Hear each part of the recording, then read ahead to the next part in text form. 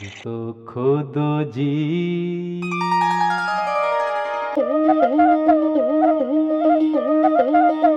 एक ऐसी चीज है जो हर भारतीय लड़की को Y+ सिक्योरिटी के साथ बचा के रखना जरूरी है।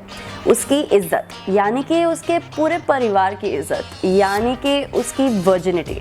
लेकिन एक लड़की की वर्जिनिटी पूरी सोसाइटी का मामला कैसे बनी?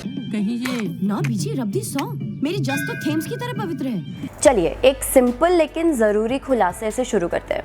वर्जिनिटी एक पूरी तरह से बनावटी कॉन्सेप्ट है, लेकिन इसे किसने बनाया और क्यों? हंटर गैदरर सोसाइटीज़ में तो सेक्सुअलिटी को किसी जेंडर से नहीं जोड़ा जाता था और आज जैसी पाबंदी भी नहीं थी। लेकिन करीब 3 से 5,000 साल पहले जैसे जैसे सिविलाइजेशंस खेती का काम करने लगी, वो निजी संपत्ति की धारणा अपनाने लगी और इसी वजह से लोग अपने परिवार के लिए ज़मीन और जायदाद इकट्ठा करने लगे। उसी समय सोसाइटी मैट्रिलिनियल से पैट्रिलिनियल पर शिफ्ट हो गई और एक पिता के वंशज की पहचान कर पाना ज़रूरी हो गया। और उसी से वर्जिनिटी और अडल्ट्री, यानी कि शादी के बाहर के संबंध, ऐसी धारणाओं को ज़्यादा महत्व दिया जाने लगा और ये सख्ती से लागू की गई ताकि परिवार में सिर्फ जायज़ औलाद ही उत्तराधिकारी बन सके। सदियों से सभी धर्मों में कुंवारी लड़कियों के वर्जिन रहने पर जोर दिया गया। बाइबल में वर्जिन मैरी से लेकर मनुस्मृति में योनि शुचिता तक एक लड़की की वर्जिनिटी उसकी यौन की पवित्रता से ही नहीं, बल्कि उसके चरित्र की पवित्रता से जोड़ी जाने लगी। अंग्रेजी राज के दौरान पवित्र भारतीय नारी पूरे राष्ट्र का प्रतीक बन गई। इतिहास को दोबारा याद कर भारतीय नारी को शक्तिशाली और शुद्ध बताया जाने लगा। वो जो आग या कुएं में कूदकर जान दे सकती है, पर दुश्मन के हाथ नहीं लग सकती।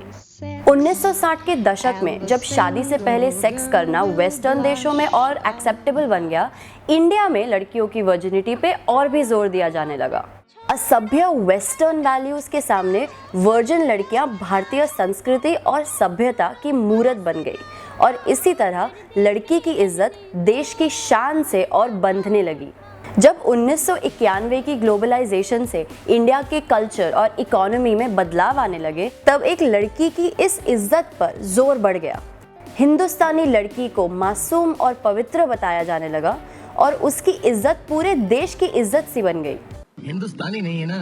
और हम हिंदुस्तानी, हमारी संस्कृति में लड़के लड़कियां शादी से पहले ऐसे संबंध नहीं मानते। और मैं जानता हूँ कि एक हिंदुस्तानी लड़की की इज्जत क्या होती है। हालांकि अब मूवीज ने आजाद लड़कियां दिखाना शुरू कर दिया है, लेकिन आज भी हम हीरोइन को किसी और के साथ सेक्स करता देख कंफर्टेबल नहीं है, सिवाय उस हीरो के जिससे वो आखिर में शादी करने वाली है। मुझे वो हसीन दर्द दे दो जिसे आज के बाद मैं किसी दूसरे के साथ ना बांट सकूं। और तो और स्टडीज बताती है कि 76% पुरुष अरेंज्ड मैरिज में लड़की से शादी करने से इनकार कर देंगे अगर वो एक वर्जिन नहीं है। क्या वर्जिन है? Girl needs to be pure. Pure like ghee. India के कई हिस्सों में नई दुल्हनों को आज भी अपमानजनक और इलीगल 2 फिंगर टेस्ट देना पड़ता है, या ये सहना पड़ता है कि सुहागरात के बाद ससुराल वाले उनकी बेडशीट चेक करें, ये देखने के लिए कि खून बहा कि नहीं। यकीन मानिए, मैं पवित्र हूँ, झूठ बोलती है तू। लड़कियों के अपनी वर्जिनिटी को प्रूव करने के प्रेशर में इंडिया में हाइमन जोड़ने की सर्जरीज में 20 से 30% की बढ़ोतरी हुई है और इसी के चलते वैजिनल टाइटनिंग जेल्स और नकली हाइमन का मार्केट भी खड़ा हो गया है। लेकिन वर्जिनिटी के इस मसले का सबसे बुरा नतीजा ये है कि हम एक लड़की के चरित्र को उसकी वर्जिनिटी से जोड़ते हैं। एक लड़की को कितनी इज्जत मिलनी चाहिए, वर्जिनिटी उसका एक नाप बन जाती है। क्या वो देर रात तक बाहर रहती है या छोटे कपड़े पहनती है? क्या वो किसी लड़के के साथ घूमती है? अगर एक लड़की किसी भी तरह से अपनी सेक्सुअलिटी का हिंट तक भी देती है, तो वो मासूमियत और शुद्धता की इस मूरत के खिलाफ मानो एक खतरा बन जाता है। इसी कारण सेक्सुअली एक्टिव लड़कियों को जजमेंट और भेदभाव सहना पड़ता है और इसका असर उनकी सेहत और शारीरिक अधिकार पर भी दिखाई देता है, चाहे वो केमिस्ट से गर्भ निरोधक लेते वक्त हो या गायनेकोलॉजिस्ट के ऑफिस पे। हम बहुत आगे बढ़ चुके हैं उस समय से जब हमारे पूर्वजों ने शुद्ध महिला के इस आइडिया को जन्म दिया था।